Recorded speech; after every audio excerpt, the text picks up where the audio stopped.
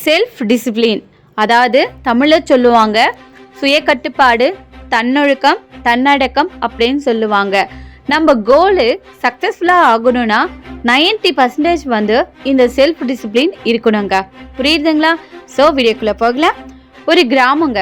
அந்த கிராமத்தில் ஒரு பையன் சாதாரண ஃபேமிலியிலேருந்து வந்த பையன்தான். ஓகேவா? அந்த பையனுக்கு ஐஏஎஸ் ஆகணும்னு ஆசைங்க. ஸோ அதுக்கு ஒரு வேல்யூபிளான எக்ஸாம் இருக்கும். அதை எப்படி பண்ணணும்னு யோசிக்கிறான். வீட்டில் போய் சொல்கிறான். வீட்டில் அவன் ஃபேமிலியில் இருக்கிறவங்க எல்லாம் இவனுக்கு சப்போர்ட் பண்ணுறாங்க. தேவையானது திங்ஸ் எல்லாம் வாங்கி கொடுக்குறாங்க. அப்புறம் நிறைய சப்ஸ்கிரிப்ஷன் பண்ணி தராங்க. தேவையான கிளாஸ்க்கெல்லாம் அனுப்புகிறாங்க. அந்த பையனும் நல்லா படிக்கணும்னு நினைக்கிறான். ஓகேவா? யூடியூப் எல்லாமே பார்க்குறான். நிறைய வீடியோஸ் எல்லாம் பார்க்குறான். சப்ஸ்கிரைப் பண்ணுறான். நல்ல கோச்சிங் கிளாஸ்க்கெல்லாம் போகிறான்.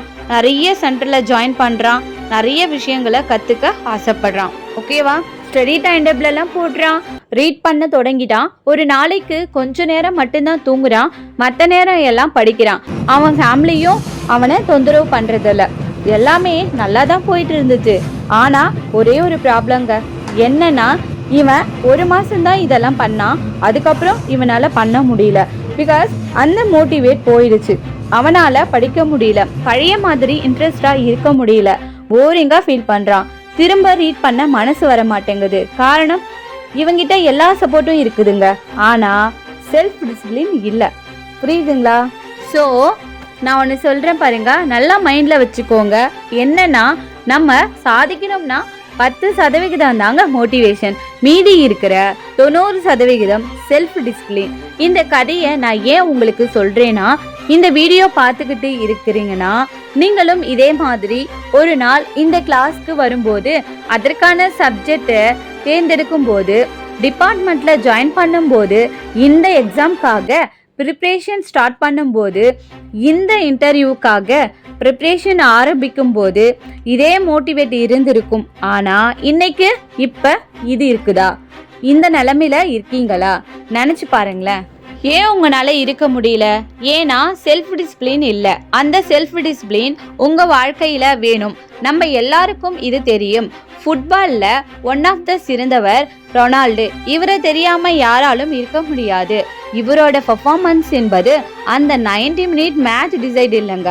இந்த கிரவுண்டுக்கு வெளியில் அவர் பண்ண ஹார்ட் ஒர்க்கு தான். எத்தனை வருஷமாக அவர் இதை விட்டு வெளியே வந்தது இல்லைங்க. தினமும் ஸ்டடி பண்ணுவார். தினமும் விடாமல் தொடர்ந்து கிரவுண்ட் ஒர்க் பண்ணார். விடாமல் தினமும் ப்ராக்டிஸ் பண்ணுவார். அந்த ப்ராக்டிஸ், அந்த டயட், இதையெல்லாம் அவரை ஜெயிக்க வச்சுதுங்க. இதை ஃபாலோ பண்ணாமல் விட்டு இருந்தார்னா இவ்வளோ தூரம் வந்திருக்க மாட்டார். புரியுதுங்களா? ஸோ அதே இன்னைக்கு நீ இருக்கேன்னா, நீ ஜெயிக்கணும்னா டிசிப்ளின் வேணுங்க. முக்கியமாக நீ முதல்ல செல்ஃப் டிசிப்ளின் செட் பண்ணுங்க. அது உங்களுடைய ஃபியூச்சரை செட் பண்ணும். புரியுதுங்களா? உங்களை நான் புரிஞ்சுக்கிறேங்க. ரொம்ப கஷ்டம்தான், கடினம் தாங்க. இந்த உலகத்தில் இவ்வளோ டிஸ்ட்ராக்ஷனுக்கு மத்தியில் உங்களுடைய கோலுக்காக செல்ஃப் டிசிப்ளினோட இருக்கிறது கஷ்டம்தாங்க. ஃபோனில் இருந்து உன்னுடைய கம்ப்யூட்டர், லேப்டாப் இதெல்லாம் உன்னை டிஸ்ட்ராக்ட் பண்ணுது. நீ பார்க்குற விளம்பரம் டிஸ்ட்ராக்ட் பண்ணுது. நீ பார்க்குற சில விஷயங்கள் எல்லாம் உன்னை டிஸ்ட்ராக்ட் பண்ணுது. நீ வாழற வாழ்க்கையின் நிலைமை உன்னை டிஸ்ட்ராக்ட் பண்ணுது. ஆனால் இதையெல்லாம் தாண்டி வராங்க பாருங்க, அவங்க தான் அந்த டாப் 10%ல இருப்பாங்க. கண்டிப்பாக இருக்க முடியும். நீயும் இப்படி உன் கோலை அடையணும்னு இருக்கீங்களா? உங்கள் கஷ்டத்தை கடந்து வாங்க. To prove yourself, to prepare yourself. புரியுதுங்களாங்க?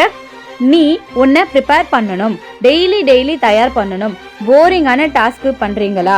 அது உங்கள் செல்ஃப் டிசிப்ளினை குறிக்குதுங்க.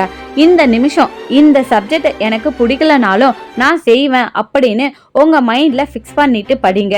இது தேவையான ஆக்டிவிட்டி அப்படின்னு நினச்சி பண்ணுங்க. புரியுதுங்களா? நிறைய டாஸ்கில் இருந்து உன்னை யாருன்னு ப்ரூவ் பண்ணணும்னா இந்த ஆக்டிவிட்டி வேணுங்க. நீ யாருக்காகவும் செல்ஃப் டிசிப்ளினாக இருக்க வேணாங்க. ஒரு நிமிஷம் யோசிச்சு பாருங்களேன். உங்கள் கண்ணை மூடி ப்ளீஸ். ஒரு 5 வருஷத்துக்கு அப்புறம் எப்படி இருப்பீங்கன்னு யோசிச்சு பாருங்க. ஏன்னா உங்கள் மனசுக்கு தெரியும் நீங்கள் யாருன்னு. அதுக்காக என்னென்ன பண்ணணும்னு தெரியும். ஆனால் என்ன, கொஞ்சம் போர் அடிக்குது.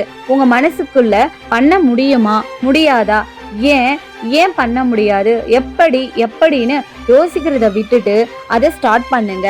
நீ யாரா வாழணும்னு வாழ்ந்து காட்டு, உன்னால முடியும். என்ன கொஞ்சம் தானே நாள் ஆக போகுது, ஆகட்டும். சாதிக்க முடியும், சாதித்து காட்டுங்க. புரியுதுங்களா? நன்றி.